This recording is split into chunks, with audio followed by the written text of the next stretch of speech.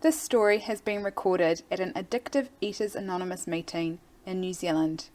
You can email us at contact@aeanz.org. Tonight is the first Friday of the month, and we have a speaker, and tonight's speaker is Carla.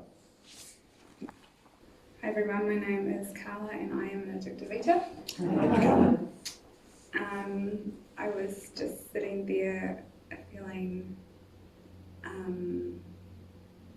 just really relaxed and a little bit tired with a blank mind, like completely blank. So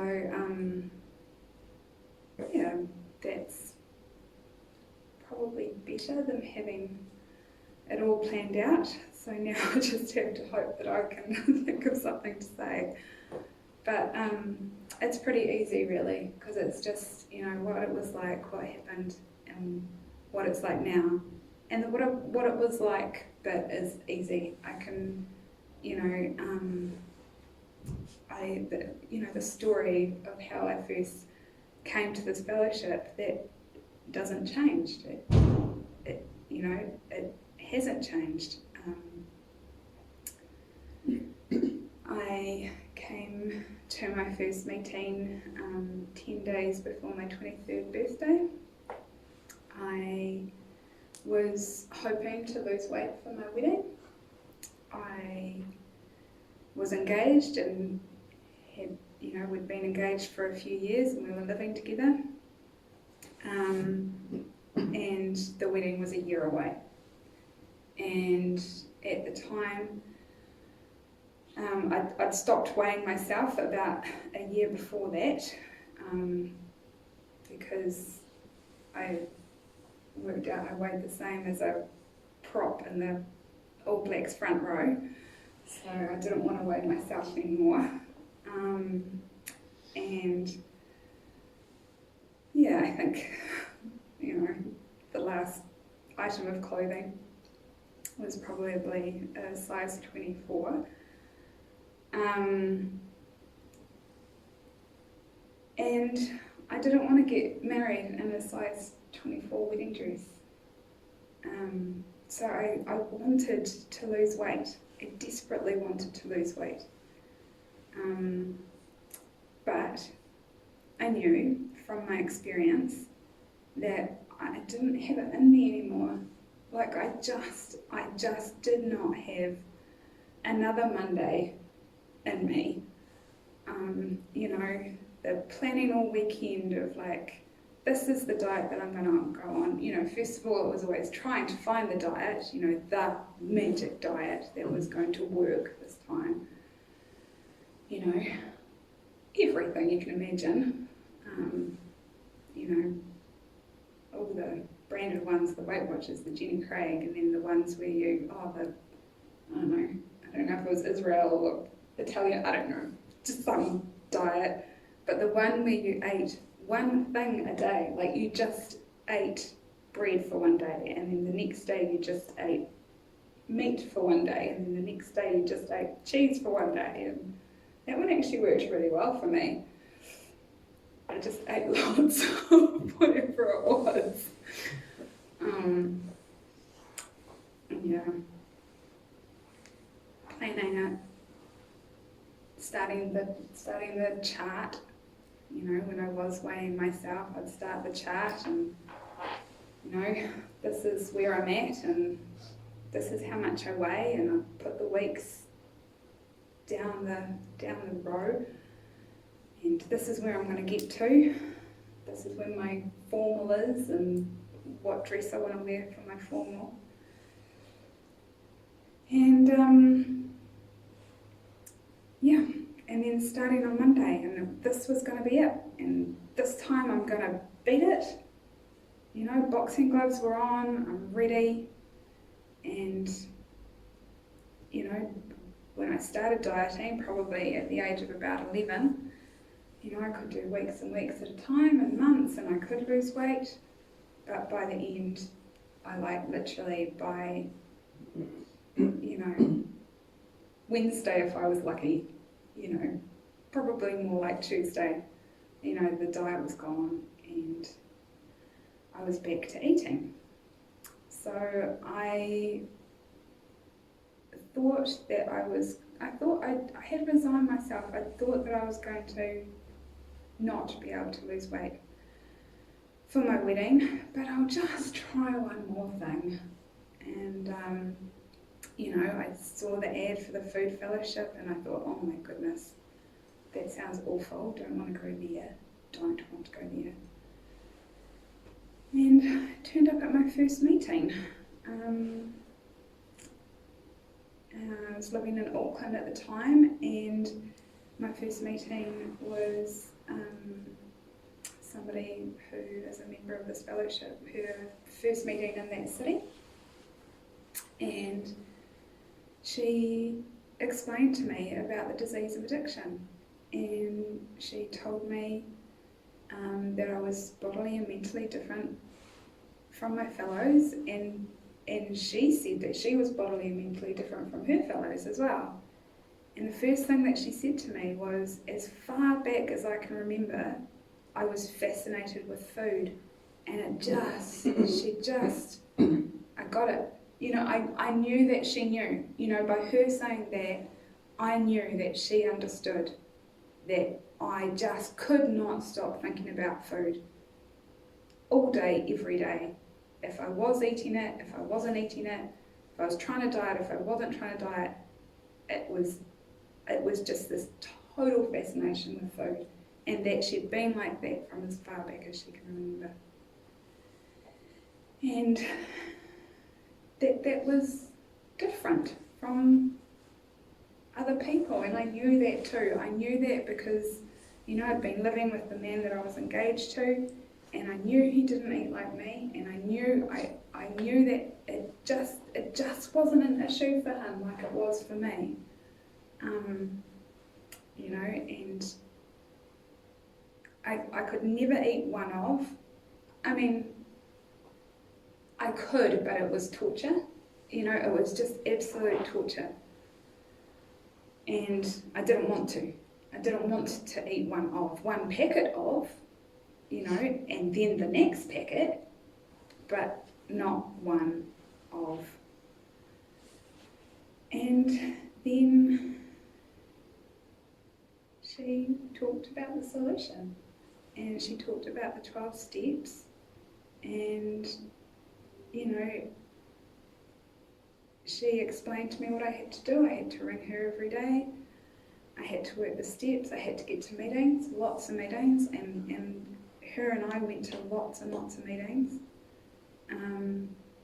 You know, as I say, I was in Auckland, so there was plenty of meetings, and not just of the food fellowship, but also Alcoholics Anonymous meetings as well.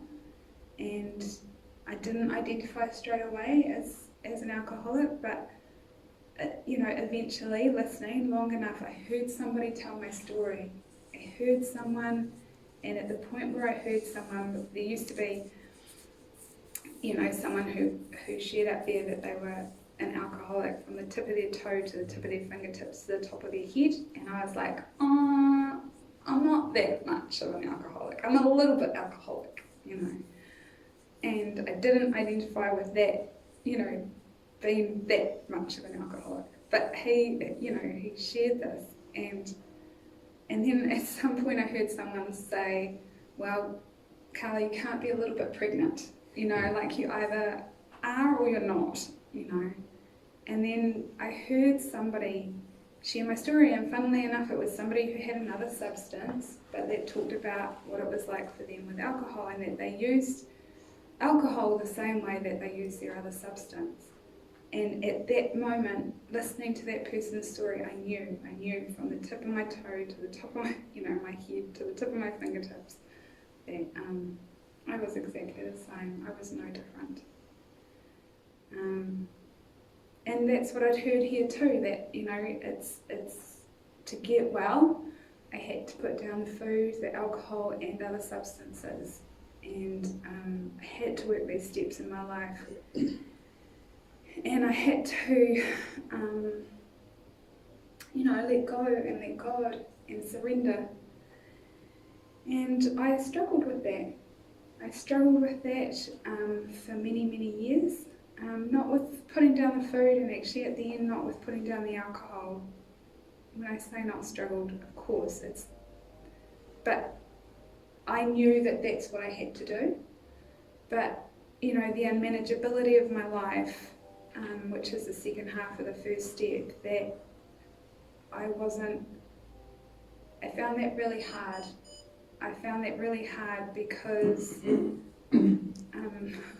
I was clever. And surely, 12 steps should take 12 weeks for me to learn, and I'll memorize the big book, and then I'll tell you all how to do it. Surely I can figure this out on my own. With a little bit of your help when I need it, but essentially me and my brain would figure it out. So that's not how you surrender, and that's not how this fellowship, how the steps work. And so that kind of the serenity that I saw in others, and that and sobriety, actually. Sobriety eluded me because every now and again I would pick up the food again. It wasn't, I kept on picking up the food for years and years and years. So I didn't get it, and whatever get it means, but it took what it took, but I kept coming, no matter what, I kept coming. It's never been an option for me to come to meetings. Like I've never, and actually it's never been an option for me to pick up the food. I was told at the beginning, don't pick up the first one, get to a meeting and try and help someone else. And I have tried to do that. I tried not to pick up the first one. So it wasn't an option to pick up the first one, and it wasn't an option to come to meetings. And, all these years later, I'm still here. I'm still here. I will be 46 in January, and that's 23 years ago. That in January when I first came to this fellowship. So I'm very grateful for that. I'm very grateful, and I'm very grateful that nobody's thrown me out. Nobody, I've been nothing. I've got a place here. I've always got a place here. No matter what crazy thing I'm doing or being or whatever, I have a place here in these rooms, and I can just keep coming back, and I'm really grateful for that. In the big book it talks about, we are neither cocky nor are we afraid.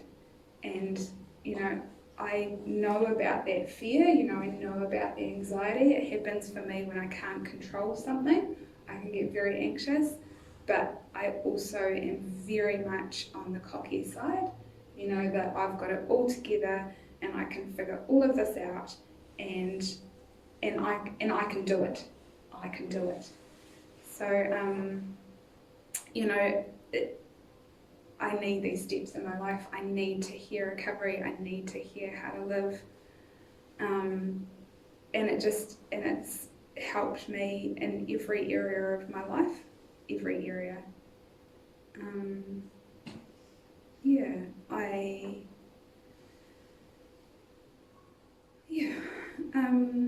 It works. I guess it works.